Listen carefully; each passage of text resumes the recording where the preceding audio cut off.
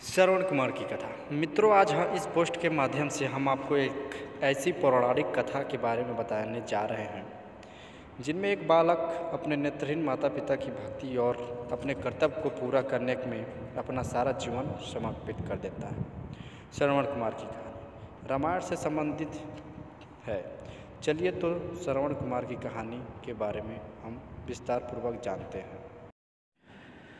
जहाँ आजकल के बच्चे अपने माता पिता को घर से बाहर निकाल कर अपने जीवन को सुख और खुशहाल समझते हैं, वहीं यह बालक अपने माता पिता की सेवा करना ही अपना धर्म कर्तव्य समझता है। इस कथा के बारे में शायद ही कोई व्यक्ति ऐसा रहा होगा जिसने ना सुना हो, अन्यथा ऐसी कथाएं बहुत ही बिरले ही सुनने को मिलती हैं।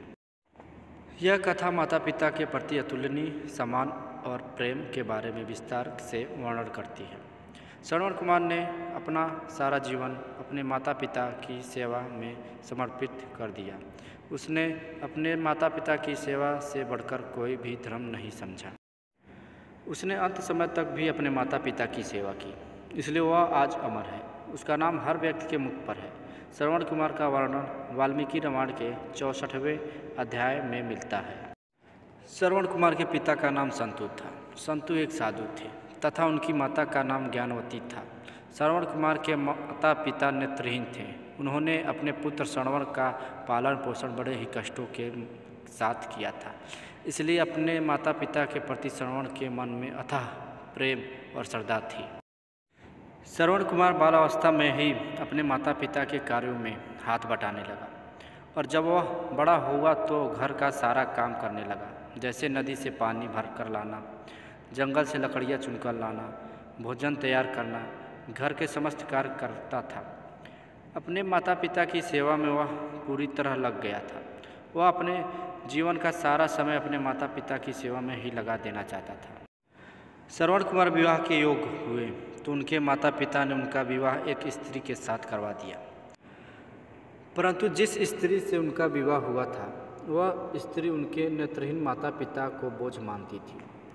उनके माता पिता को बहुत कष्ट देती थी, परंतु श्रवण कुमार के सामने वह उनसे अच्छा व्यवहार करती थी, उनकी अच्छे से देखभाल करने लगती थी, लेकिन पीठ पीछे वह बुरा करती थी। जब इस बात की भनक श्रवण कुमार को लगी तो उन्होंने अपनी पत्नी को बहुत डांटा, जिसके कारण उनकी पत्नी रुष्ट हो गई और वह अपने पिता के घर चली गई।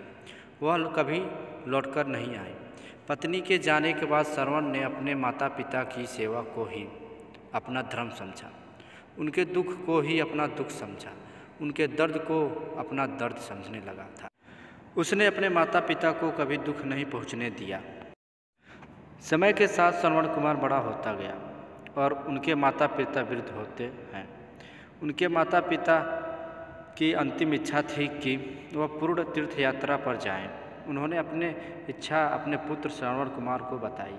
तब श्रवण कुमार उनकी इच्छा पूर्ति के लिए तैयार हो गया और जाने के लिए तैयारियां करने लगे।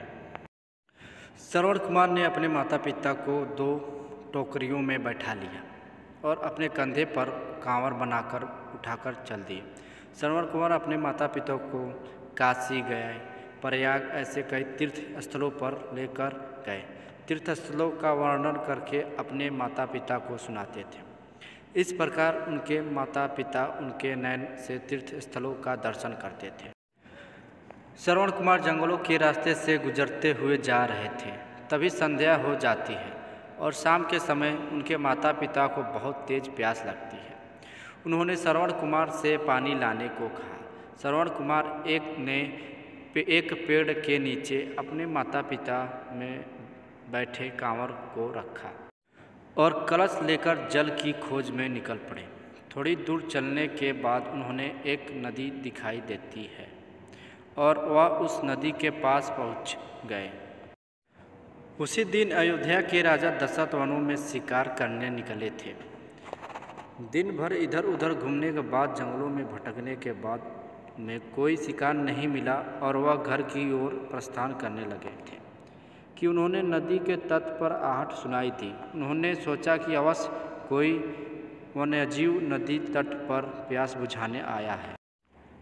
राजा दशरथ नदी की ओर बढ़े और एक पेड़ के नीचे रुककर शब्दभेदी बाण चला दिया। बाण आहट की ओर बढ़ रहा था। जो आहट राजा दशरथ को सुनाई दी थी, किंतु वह कोई अन्य बाण उनके सीने में जाकर जीव नहीं और वह पीड़ा से जो अपने माता पिता के लिए कहार सुनकर राजा दशरथ को अपनी गलती का एहसास हुआ और वह नदी के तट पर पहुँचे। श्रवण कुमार घायल अवस्था में वहाँ पर पड़े रहे। राजा दशरथ जब वहाँ पहुँचे तो उन्होंने बड़ा ही दुख हुआ। वे अपने आप को कोसने लगे। वे श्रवण कुमार से क्षमा मांगने लगे। तब श्रवण कुमार ने कहा, हे राजन, मुझे अपनी मृत्यु का कोई दुख नहीं। दुख है तो मुझे अपने माता पिता की इच्छा का, जो मैं पूरा नहीं कर पाया।